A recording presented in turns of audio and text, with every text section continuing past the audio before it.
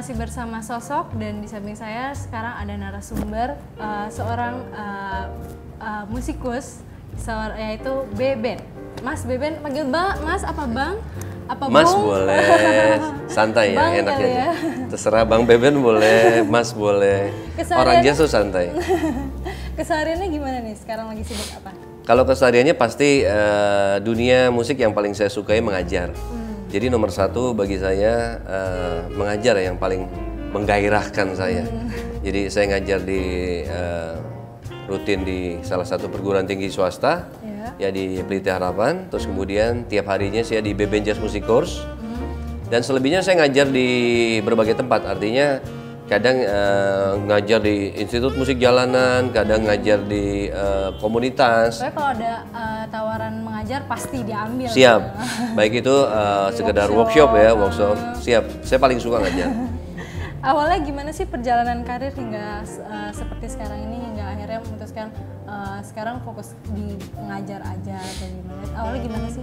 Ini kalau karir, ini pertanyaan yang sangat ngejazz bagi saya kalau bicara karir, karena kondisinya gini, pasti background saya nggak nyambung ya. Jadi masa remaja saya atlet ya kan. Jadi masa remaja tuh atlet, di SMP sih mah di Ragunan, saya atlet badminton. Dan serius gitu, saya biasa serius melakukan segala sesuatu yang saya lakukan. Saya selalu serius, misalnya dulu badminton, di tahun 83 saya pernah juara Asia. Jadi juara Asia di India tahun 83. Terus kemudian abis itu saya dapat beasiswa ya, karena juara badminton. Dapat beasiswa dari KONI Pusat, akhirnya saya sekolah di IT. Dan akhirnya sempat 17 tahun kerja di IT, programmer komputer di Bimantara, Bank Surya, dan terakhir 10 tahun di BII. Nah, tapi kapan main musiknya? Jadi main musik sejak SMP saya main musik. Jadi kalau olahraga lagi istirahat, main musik. Lagi kerja, pagi sore, kerja kan? Nah, malamnya saya main musik. Nah, itu nyoba-nyoba sendiri, apa emang diajakin, atau emang tiba-tiba ada kejadian apa jadi tertarik itu gimana? Jadi gini, musik kan satu yang sangat personal ya. Jadi artinya keluarga saya menyukai musik, walaupun ayah ibu bukan musisi ya kan. Terus paman-paman saya juga ada yang suka The Purple, ada yang suka Beatles, ada yang jadi masa kecil saya tuh pernah penuh warna musik. Meskipun kendati itu hanya sebatas ngedenger ya. Tetapi ternyata itu sumber ilmu dan wawasan yang penting bagi saya. Jadi saya tahu Beatles, tahu Led Zeppelin, The Purple, Genesis ya sudah dari kecil. Jadi telinga saya tuh akrab dengan musik. Bahkan sebelum serius di atlet itu udah suka musik, udah akrab sama musik berarti? Ya, sudah akrab sama musik, tapi waktu itu musik boleh dibilang belajarnya masih otodidak ya. Biasalah anak cowok kan, saya kan tinggal di asrama kan. Jadi waktu SMP, saya di asrama, ini mungkin saya belajar gitar mulai SMP ya. Jadi tanya temen, lagu pertama saya Song For You dari Chicago kan. Itu lagu pertama belajar metik, G ke E minor, ke C, ke D gitu kan. Terus lagu-lagu Rolling Stone ya lagu-lagu zaman saya gitu kan. Nah itu masih otodidak. Sampai terus kemudian memutuskan kuliah ya. Bukan kuliah dulu. Jadi waktu itu saya kursus di VDPC.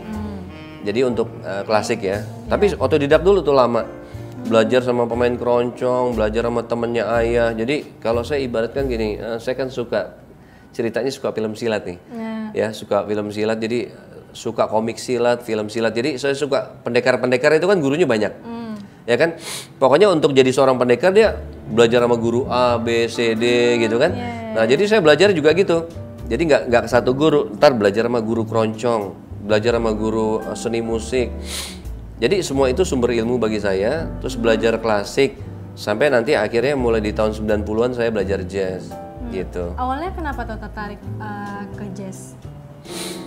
Menurut saya gini, musik tuh yang asik, yang akan bertahan lama di dalam diri kita adalah musik yang sesuai sama jiwa kita banget. Jadi kalau ditanya kenapa saya suka jazz, emang jiwa saya jazz. Nah yang dimaksud jiwa jazz apa? Jiwa jazz tuh gini, kadang mungkin setiap orang punya jiwa jazz di dalam dirinya. Cuma pertama dia mengenali apa tidak, terus kemudian mengasahnya atau tidak. Misal contoh gini, saya orang yang nggak betah begitu-gitu aja. Saya orang yang ingin selalu berkembang. Nah, jiwa ingin belajar, jiwa ingin selalu berkembang, itu adalah jiwa jazz. gitu. Yang kedua, jiwa jazz adalah nggak suka melakukan sesuatu, misalnya gini. Jadi jazz itu bukan sekedar genre aja gitu ya? Kalau menurut pandangan saya, jazz itu sikap hidup, cara berpikir, kepribadian juga. Misal contoh gini Leh, nggak tahu ya, apakah Maya betah gitu misalnya main gitar selama 10 tahun, 10 lagu gitu ya, lagunya itu sama, selama 10 tahun dari C langsung ke F gitu. Kalau saya nggak betah gitu, orang-orang jazz tuh nggak betah, nih dari C emang langsung ke F, apa nggak ada jembatan lain gitu kan? Nah orang jazz tuh nyari kemungkinan. Makanya kebetulan saya sedikit tertarik dengan dunia tasawuf ya. Di tasawuf kan ada yang namanya salikin. Salikin tuh orang yang selalu mencari kemungkinan-kemungkinan baru dalam hidupnya. Jadi jiwa jazz tuh jiwa yang salik. Ya, jazzer itu adalah pejalan tasawuf sejati. Jadi artinya gini, orang jazz tuh nggak betah dari C ke F langsung. Oh jembatannya ada C7 dulu, terus nggak betah, apakah cukup C7, cari lagi, oh bisa G minor, C7, sampai akhirnya tuh, sampai akhirnya 2 chord itu bisa 10 chord, gitu loh. Terus kadang-kadang orang yang di luar jazz mikir, Mas Beben kok bisa dari C ke F bisa 10 chord, oh bisa, mau dibikin 20 chord juga bisa. Cuma setelah kita tahu 20 chord, orang jazz tuh berpuasa artinya apa? Mengendalikan diri. Artinya walaupun tahu dari C ke F itu bisa 20 chord, ya nggak dipakai semuanya, yang dipakai hanya yang cocok-cocok aja. Nah, ada nggak sih idola yang yang bikin jadi tertarik sama jazz, atau mungkin ada satu lagu jazz yang pertama kali didengar terus akhirnya memutuskan dari klasik ke jazz gitu? Yang pasti sih saya suka lagu Autumn Leaves ya. Kalau dibilang itu lagu yang nomor 2 terpopuler abad 20, nomor 1-nya Yesterday, jadi dinobatkan sebagai lagu terpopuler abad 20. Nomor 1 Yesterday The Beatles, nomor 2 adalah Autumn Leaves itu. Dari situ mulai suka progresinya, itu lagu yang sangat populer, artinya orang nggak suka jazz juga bisa suka dengan lagu itu. Jadi pertama kali saya mempelajari lagu jazz Autumn Leaves itu, dan punya basicnya dia lagu pop Prancis yang diinggriskan, terus akhirnya menjadi lagu jazz. Terus yang kedua, saya selalu menyukai orang tuh bukan dari keterampilannya, permainannya. Saya lebih menyukai orang adalah lebih kepada daripada apa yang dia lakukan untuk orang lain. Ya, misalnya saya suka Jack Lesmana, ya kan? Jack Lesmana almarhum, dia banyak melakukan sesuatu untuk perkembangan dunia jazz, banyak membantu orang untuk maju dan lain-lain. Terinspirasi dari situ sampai ya, sekarang akhirnya salah satunya itu gitu. Jadi terus kalau di dunia tokoh yang saya sukai malah dibilang jazz juga bukan, tapi mengandung jazz, tapi dia lebih dikenal sebagai avant-garde progresif. Saya suka Frank Zappa. Jadi Frank Zappa tuh idola musisi saya karena dia banyak mengembangkan, dia musisinya musisi. Jadi artinya mungkin lagu dia secara langsung orang awam nggak langsung mengerti ya, tapi nanti musisi mendengar dia bisa berbuat sesuatu. Jadi dia sumber ide, sumber idenya para musisi. Lebih ke apa tuh progres? Kalau Frank Zappa gini, banyak orang bingung mengenali musik Frank Zappa itu sebenarnya apa gitu. Karena saya bilang gini, kenapa orang-orang pada suka bingung Frank Zappa tuh alirannya apa? Karena menurut saya gini, Frank Zappa tuh punya planet sendiri. Jadi ini planet musik yang ada rock, blues, jazz dan lain-lain.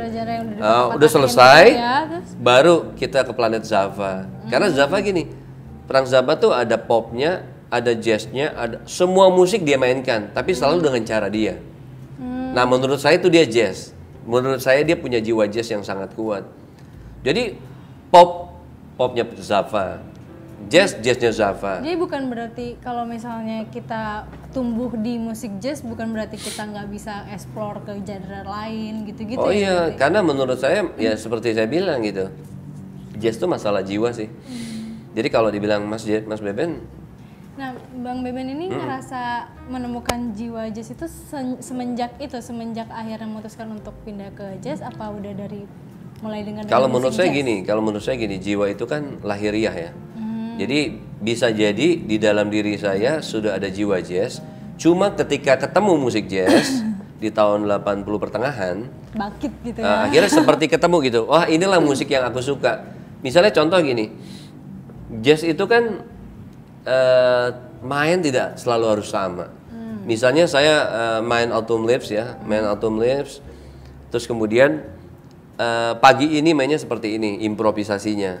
Siang saya boleh beda, sore saya boleh beda. Kan nggak harus ngapal kan.